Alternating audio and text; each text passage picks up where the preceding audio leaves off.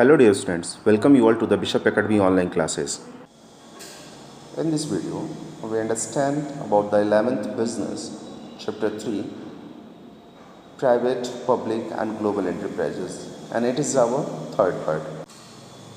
Our today's topic is government company. In this topic, we understand about the features of the government company and merit and demerits of the government company. When we're talking about the government companies के बारे में बात की जाती है, that means any company which is at least the 51% of a paid up share capital is held by the central or the state government or the partly by the central or state government. तो यहाँ पे साफ साफ कहा जा रहा है कि कोई भी कंपनी हो जिसका 51% शेयर, 51% शेयर का मतलब क्या होता है?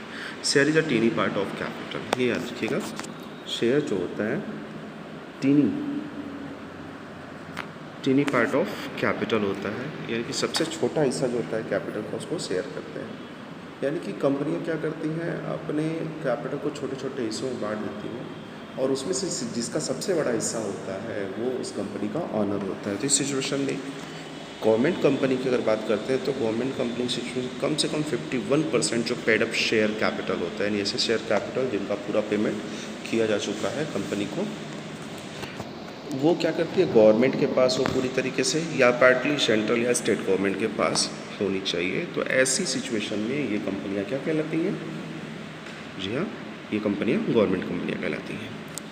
The government companies are governed and ruled by the provision of the companies act 1956 like any other registered company. यानी कि बाकी रजिस्टर्ड कंपनियों की तरह ही जो गवर्नमेंट कंपनी है वो जो कंपनीज एक्ट है उसको वो फॉलो करने का काम करती है. कंपनीज एक्ट 1956 को फॉलो करने का काम करती है. For the example, steel authority of India, state trading corporation and Hindustan machine tools जो है, ये ऐसी गवर्नमेंट कंपनियां हैं जो गवर्नमेंट के नॉर्म्स को फॉलो करने का काम करती हैं.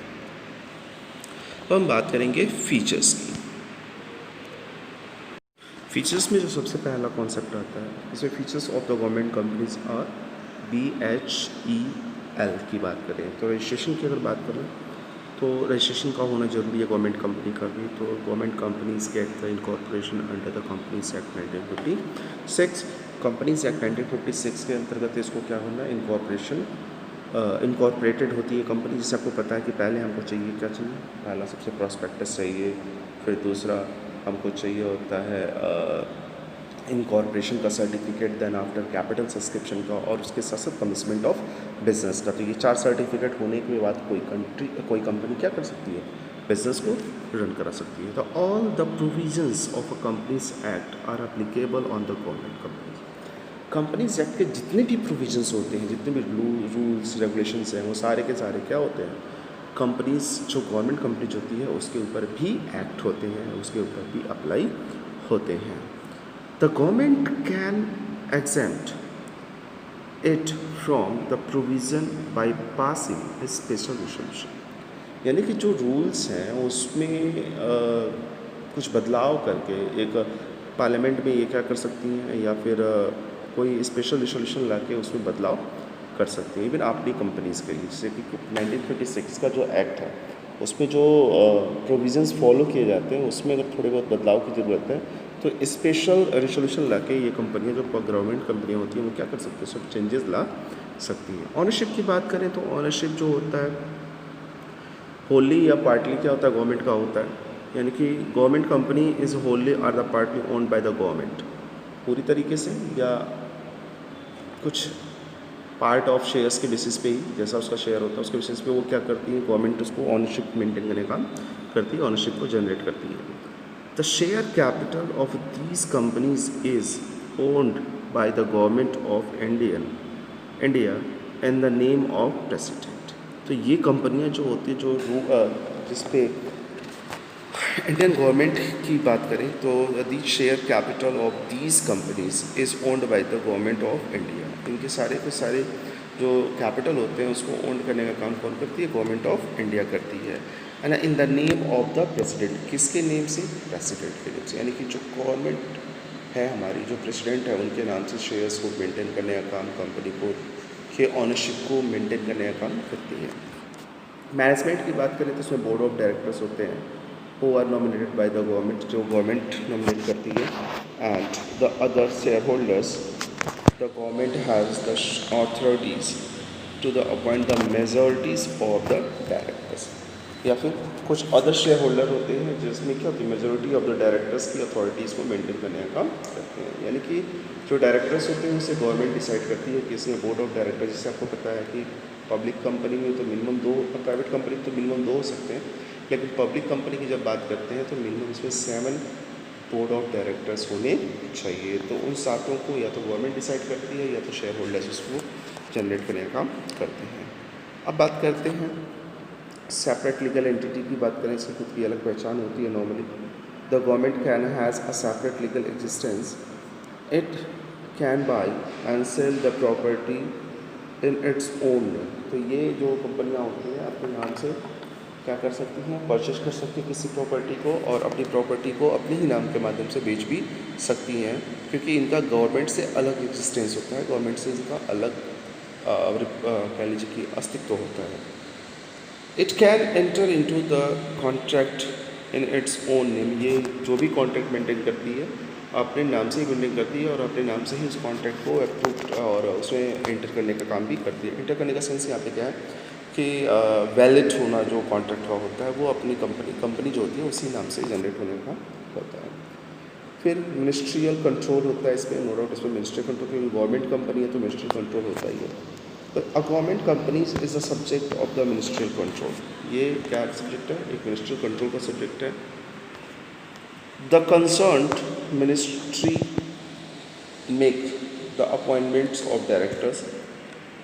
ये मिनिस्ट्री क्या करती है, जिस मतलब आप डिफेंस मिनिस्ट्री की बात करें तो डिफेंस इक्विपमेंट्स बनाने वाले जो कंपनियां हैं अपने यहाँ जो गवर्नमेंट के अंडर कंट्रोल काम कर रही हैं, उनके जो बोर्ड ऑफ डायरेक्टर्स होंगे उनका जो अपॉइंटमेंट होता है ये मिनिस्टर्स ही करते हैं। द मिनिस्ट्री में issue the directions and can assume the overall supervision of the undertakings. तो जो मिनिस्ट्री होती है वो क्या करती है, डायरेक्शन को इश्यूज़ करने का काम कर सकती है, यानी उनको क्या चाहिए कैसे चाहिए उसके बारे में बता सकती है, और can change assume the overall supervision of undertaking, और उसको लगातार उसकी निगरानी भी कर सकती है जिस जो अंडरटेकिंग्स उसने मेंटेन किए हुए हैं, यानी जिस कंपनी को जो काम दिया है उसका वो सुपरविजन भी लगातार कर सकती है। नेक्स्ट हम बात करते हैं फाइनेंशियल ऑटोनॉमी की बात करें तो कंपनी की अपनी फाइनेंशियल ऑटोनॉमी होती है। तो कहता है government companies enjoy the boring powers. Government company के पास क्या होता है, बोरिंग पावर्स होती है, यानी ऐसी पावर जो चाहे जहाँ उसको पैसे की जरूरत होती है वो दूसरे से अडॉप्ट कर सकती है। It can raise capital by issuing the various securities. ये क्या कर सकते हैं, अपनी जो ज़रूरत के कैपिटल्स हैं उसको रिसीव कर सकते हैं, अडॉप्ट कर सकते हैं bye issuing the various securities. यहाँ सिक्योरिटीज़ का सेंस याद रखिएगा कि शेयर्स से होता है। शेयर्स के बेसिस पे कंपनियाँ क्या करती हैं, अपनी जो ज़रूरत के अमाउंट हैं उसको फुलफ़िल कर पाती हैं। वो शेयर इशू करेंगी और लोग क्या करेंगे, उसको खरीदते हैं, उसके लिए पेमेंट करते हैं। It is a free to use its revenue for the growth and expansion of the company. अब यहाँ पे भी क्या है, जैसे हमने पब्लिक कंपनी की बात की तो पब्लिक कंपनी में क्या होता है, जो फाइनेंशियल फ्रीडम नहीं होती। क्यों? क्योंकि उनको बजटरी सिचुएशन होती है, वो साल के लास्ट में जब बजट पेश किया था तो उनके लिए कुछ बजट अलाउ किए जाते हैं। इसके बाद पब्लिक कंपनी की बात अंडरटेकिंग्स के बाद पब्लिक कंपनी की बात करें तो पब्लिक कंपनी में क्या होता है, फ्रीडम होते हैं, वो जितना काम करते हैं अपनी ज़रूरत के हिसाब से खर्च करते हैं। और ठीक इसी तरीके से हमारा जो गवर्नमेंट कंपनी है इसके पास भी अपने रेवेन्यूज़ को यूटिलाइज़ करने का पावर होता है, ये भी क्या कर सकती है, खर्च कर सकती है। इफिशिएंट स्टाफ इसके भी होते हैं क्योंकि ये बोर्ड ऑफ डायरेक्टर्स के थ्रू जनरेट होते हैं। नॉर्मली क्या the recruitment and remuneration of employees of the government company is independently decided by the government companies itself। तो ये जो भी रेमुनरेशन या जो भी रिक्रूटमेंट होती है वो गवर्नमेंट कंपनी अपने खुद ही डिसाइड करने का काम करती है। They are not governed by the civil services rules, यानी कि सिविल सर्विसेज रूल्स जो कि अंडरटेकिंग्स में हमारा अप्लाई होता है इसमें अप्लाई नहीं होता है, यानी कि सिविल सर्विसेज के थ्रू जो भी प्रोसीजर होते हैं किसी भी रिक्रूटमेंट को उसको यहाँ पर फॉलो नहीं किया जाता। अकाउंटेबिलिटी की बात करें तो पूरी तरीके से गवर्नमेंट जो होती है कंपनी जो होती है अकाउंटेबल होती है टू द मिनिस्ट्री और द डिपार्टमेंट कंसर्न, जिस डिपार्टमेंट से ये बिलोंग करते हैं उस डिपार्टमेंट से या फिर मिनिस्टर के अकॉर्डिंग मिनिस्टर के इन फ्रंट क्या होती है, पूरी तरीके से अकाउंटेबल होती है। It's annual reports is presented and discussed in the parliament और द स्टेट असेंबली। इसका जो एनुअल रिपोर्ट होता है उसको भी लोग क्या करते हैं, पार्लियामेंट और स्टेट असेंबली में डिस्कस करने का काम करते हैं।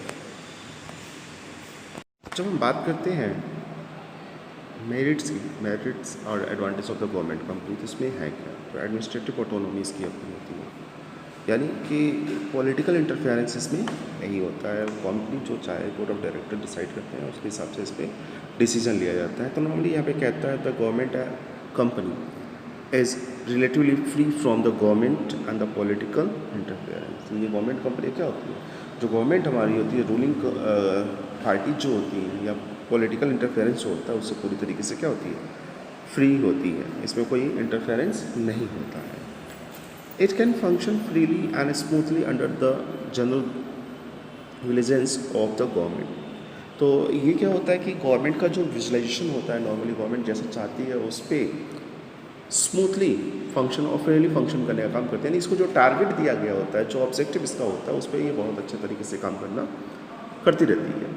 The suitable changes can be introduced whenever the needed और with the previous provision of the act. तो इसमें क्या है कि एक्ट में, जो कंपनीज एक्ट है, उसमें थोड़े बहुत बदलाव की अगर ज़रूरत भी नहीं है। जब कंपनी में किसी रूल्स एंड रेगुलेशन में कोई चेंज करना होता है, कंपनी में कुछ बदलाव की ज़रूरत होती है, तो जो कंपनीज एक्ट है उसमें थोड़े बहुत बदलाव करके हम इस चेंजेस को मेंटेन कर सकते हैं।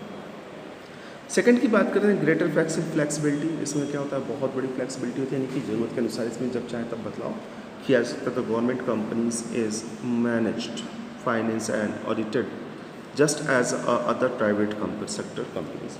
गवर्नमेंट कंपनी का जो मैनेजमेंट होता है या फिर इसके फाइनेंशियल सिचुएशंस की बात करें, इसके ऑडिटिंग की बात करें, तो जैसे बाकी प्राइवेट कंपनियां होती हैं ठीक उसी तरीके से होता है। It can therefore the sure greater flexibility, freedom of the operation and quickness in the action of in running the enterprises। तो इससे क्या होता है ना कि इसके पास जो एक्सेसिबिलिटी होती है इसकी पूरी तरीके से फ्लेक्सिबल हो जाती है, यानी कि ये अपनी ज़रूरत के हिसाब से फ्रीडमली ऑपरेशन कर सकता है, क्विक डिसीजन ले सकता है। इंटरप्राइजेज में जो चीज़ की ज़रूरत है, जैसी रन करने की ज़रूरत है, उसमें स्पीडली उसमें एक्सेलरेशन भी कर सकता है। यानी कि इसको जो बाकी, जिससे पहले कहा गया चीज़, जैसे बाकी कंपनियां करती हैं, जो प्राइवेट सेक्टर की कंपनियां होती हैं, उसके ऑनर जिस तरीके से डील करते हैं, ये कंपनियां भी उसी तरीके से एक्टिविटीज़ को मेंटेन कर सकती हैं। इफ़िशिएंट स्टाफ इसके होते हैं, यानी कि ऐसे स्टाफ जो बहुत ही वेल क्वालिफाइड होते हैं। नॉर्मली जब हम बात करते हैं इफ़िशिएंट स्टाफ की, तो the government companies can have their own rules and regulation regarding to the recruitment and remuneration of the employees. तो कंपनी क्या होती है, अपने जो पोजीशन होती है, जिस तरह का पोस्ट होता है, उसके हिसाब से जो गाइडलाइन की रिक्वायरमेंट होती है, जो नेसेसिटी होती है, या कह लिए जो अवेलेबिलिटीज़ होती है किसी भी एम्प्लॉयज़ की, उसको वो खुद के अपनी रिक्वायरमेंट के अकॉर्डिंग रिक्रूट करने का काम करते हैं, और साथ ही साथ उसका रेम्यूनरेशन भी ये डिसाइड कर सकते हैं। They can appoint the professional और and specialized post people by offering the better service and salary. वही चीज़ कि ये क्या करते हैं, जब इनको मान लो अच्छे पोस्ट पे क्या करना है, किसी को रखना है, कोई हाई पोस्ट है, लाइक मान लीजिए CEO क्या पोस्ट है या फिर मैनेजर का पोस्ट है, तो उसके लिए जो अप्लीकेबल पर्सन हो सकते हैं, जो योग्य लोग हो सकते हैं, उनको ये क्या करता है, अच्छी सर्विस और अच्छी सैलरी पे रिक्रूट करने का काम करता है, और उनसे अच्छा वर्क भी लेता है, क्योंकि एक्सपर्ट होते हैं, स्पेशलाइज्ड पर्सन होते हैं, तो उनके काम हमेशा बेहतर ही होते हैं। फिर कोलैबोरेशन की अगर बात करें, तो government companies can alive and recommended the managerial skill, technical know-how or the expertise of the private enterprises by the conventionalities collaboration with it। कई बार क्या होता है कि प्राइवेट गवर्नमेंट कंपनियां भी क्या करती हैं, चीज़ों को या अच्छी टेक्नोलॉजी को या अच्छे प्रोसीजर्स को मेंटेन करने के लिए जो प्राइवेट कंपनियां होती हैं उनके साथ भी कोलैबोरेशन करने का काम कर लेती हैं, बस कुछ पर्टिकुलर कॉन्सेप्ट को फोकस करते हुए। अब हम बात करते हैं डिमेरिट्स की। तो जब डिमेरिट्स की बात होती है, तो डिमेरिट्स में है क्या कि autonomy on the paper only, जैसा कि पहले था, चाहे हम पब्लिक सेक्टर की बात करें या फिर अंडरटेकिंग्स की बात करें या गवर्नमेंट की अगर बात करते हैं, तो यहाँ पे भी क्या है, ऑटोनॉमी केवल पेपर पे। जैसा कहा जाता है कि ऑटोनॉमी जो होती है गवर्नमेंट कंपनी की वो फ्री होती है, यानी कि जो मेंबर्स होते हैं या फिर जो बोर्ड ऑफ डायरेक्टर्स होते हैं वो फ्रीली क्या करते हैं, एक्टिविटीज़ कर सकते हैं। लेकिन ऐसा कुछ नहीं होता है, यहाँ पे भी मिनिस्ट्रियल इंटरफेरेंस होने के चांसेस बढ़ जाते हैं। नॉर्मली कहता है freedom and flexibility of the government companies is true theoretically only, केवल ये theoretically ही है। In actual practices, the government being the major shareholders directs the terms and get the things done in its own way। यानी government company का ज़्यादा share होने की वजह से क्या होता है, गवर्नमेंट जो जैसा चाहती है उसको अपनी मर्जी के हिसाब से कराने का काम करती है। फिर अगर देख लें तो पॉलिटिकल इंटरफेरेंस, वही बात इसमें मैंने कहा कि ये मिनिस्ट्रियल कंट्रोल के अंतर्गत होता है, तो कहीं ना कहीं पॉलिटिकल इंटरफेरेंस इसमें होता है। The government companies are treated as a personal property of ministers. जो मिनिस्टर होता है इस पर्टिकुलर सेगमेंट का, वो उसको क्या मानता है, उसको अपनी पर्सनल प्रॉपर्टी मान के ट्रीट करने का काम करता है। The interference of the minister is frequent, और वो लगातार क्या करता है, इंटरफेरेंस करता रहता है। The operational policies of the government companies are formed according to the whims and the fancies of ministers। तो गवर्नमेंट कंपनी में नॉर्मली क्या होता है कि ये उसी के अकॉर्डिंग उसी के अकॉर्डिंग वर्क करती रहती है, जैसा उसके मिनिस्टर और जैसे उसके कह लीजिए कि जो कंडीशंस होती हैं जो उसके फेवर में, उसके हिसाब से वो क्या करती है, परफॉर्म करती रहती है। अब इसमें broader package with the government representative. Government package की बात करें तो नॉर्मली क्या होता है, ये गवर्नमेंट रिप्रेजेंटेटिव के थ्रू ही इसको मिलता है। Board of directors in the government companies is appointed by the government. यहाँ पे बोर्ड ऑफ डायरेक्टर्स जो होते हैं वो भी क्या होते हैं, गवर्नमेंट ही उनको अपॉइंट करने का काम करती है। तो नॉर्मली देखें तो so these directors always try to place the government rather than the improving the efficiency and the government companies. तो ये भी क्या करते हैं, ये वही चीज़ करते हैं जैसा गवर्नमेंट कहती है। तो उसमें क्या होता है कि जो इनका वर्किंग प्रोसीजर्स होते हैं, या फिर ये समझिए कि जो कंपनी का जो ग्रोथ होता है उससे उनको बहुत ज़्यादा मतलब नहीं रह जाता है। तो एक प्रॉब्लम रहती है इस तरह की, तो ये डिसएडवांटेज है। सूटेबिलिटी की अगर बात करें तो ये सबसे बेहतर कौन कौन सी जगह होती है जहाँ सूटेबल हो सकते हैं।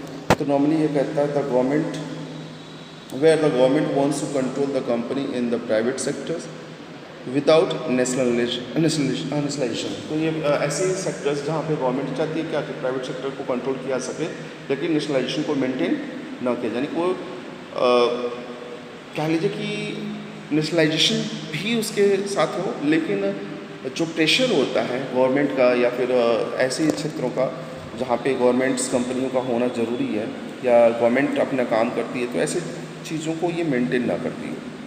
फिर से समझिए, तो where the government wants to control the companies, ऐसी जगह जहाँ पे कंपनी को गवर्नमेंट क्या करती है, कंट्रोल करना चाहती है इन द प्राइवेट सेक्टर। किस सेक्टर्स में, प्राइवेट सेक्टर्स में, यानी कि कंपनियों को प्राइवेट सेक्टर में गवर्नमेंट कंट्रोल करना चाहती है विदाउट नेशनलाइजेशन, बिना नेशनलाइजेशन के।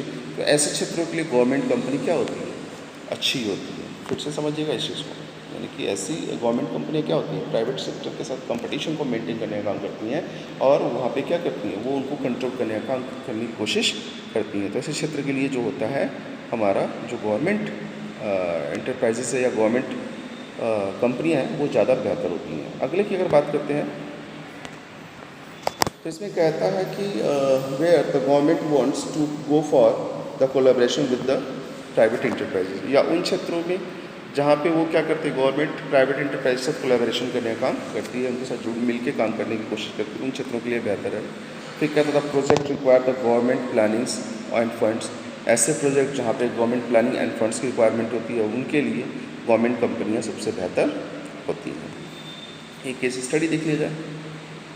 यहाँ पे देखा जाए तो कहता है gas authority of India limited यानी कि गैल is carrying on the various project of energy and the power, बहुत सारे प्रोजेक्ट और एनर्जी और पावर की रन कराती है। The majority of its share are held by the government of India, इसकी जो मेजॉरिटी है यानी कि जो कंपनी है, कंपनी का बहुत बड़ा शेयर क्या है, गवर्नमेंट ऑफ इंडिया के पास है। It is registered under the companies act 1956, and enjoy all the characteristics of a company. The board of directors are appointed by the government.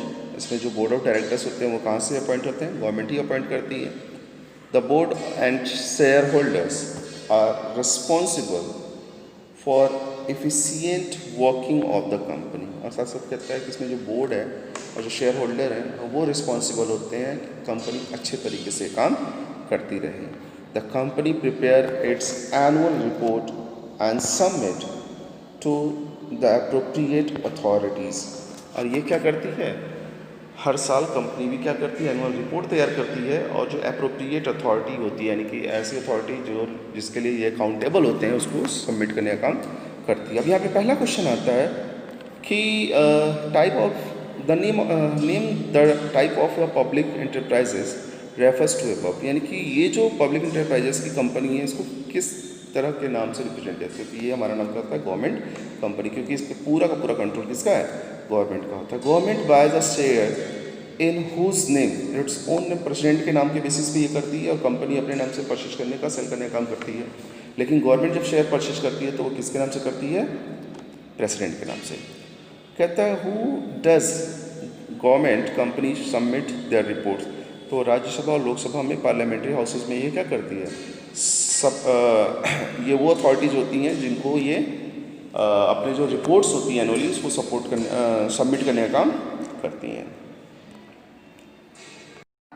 Thank you for watching this video. If you have any type of the queries, you should be consulted through the Google Classroom.